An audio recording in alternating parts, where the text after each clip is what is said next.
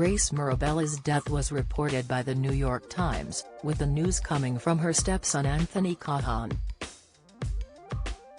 She served as editor-in-chief of Vogue between 1971 and 1988. Grace worked as Diana Vreeland's assistant in the 1960s, leading her one step closer to the role of a lifetime. She succeeded her as editor-in-chief in 1971 and remained in the role until 1988. Grace first joined Vogue as an assistant in the merchandising department, before moving to its editorial staff 3 years later. Talking about her relationship with Diana, she said, "It was very difficult to work for her. But you can get along with someone who is difficult if you admire them. And I admire Diana Vreeland, for all of her style and know-how, which she was about." The 1960s for Grace represented a political shift and was part of a new generation for working women.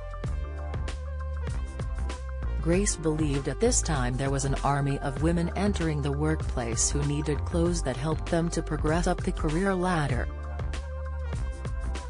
Grace personified her philosophy of easygoing elegance, and her own wardrobe featured an eclectic mix of designers that included Yves Saint Laurent, Bill Bloss, Jeffrey Bean, and Calvin Klein. In 1974, Grace married William Kahan, an influential surgeon and author. William, who specialized in lung cancer treatment and was a tireless anti-smoking lobbyist, had an enormous influence on her work. She increased health and fitness coverage in the pages of Vogue and led a campaign to stop women smoking.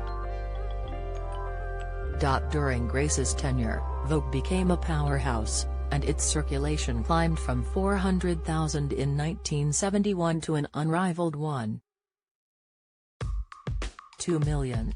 In 1988, Condé Nast owner C. Newhouse replaced Grace with the current chief content officer and global editorial director of Vogue, Anna Wintour. Following Grace's passing, Anna said to Vogue, "Grace guided Vogue through a momentous time in American history, emancipation, sexual freedom, and vital and hard-won rights for women, and she made that time come alive on the magazine's pages." She eschewed fantasy and escapism in favor of a style that was chicly minimalist and which spoke clearly and directly to the newly liberated ways we wanted to live.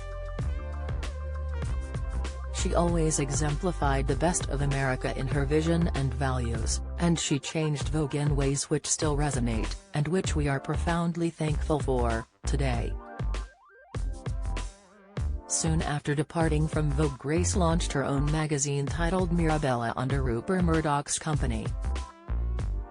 She exited Mirabella in 1994, later explaining, "As they kept changing and changing the personality of the magazine, I felt I had to leave." In her later years, Grace lectured widely, wrote a style column for New York-based Quest magazine, and launched the online magazine The Aesthete.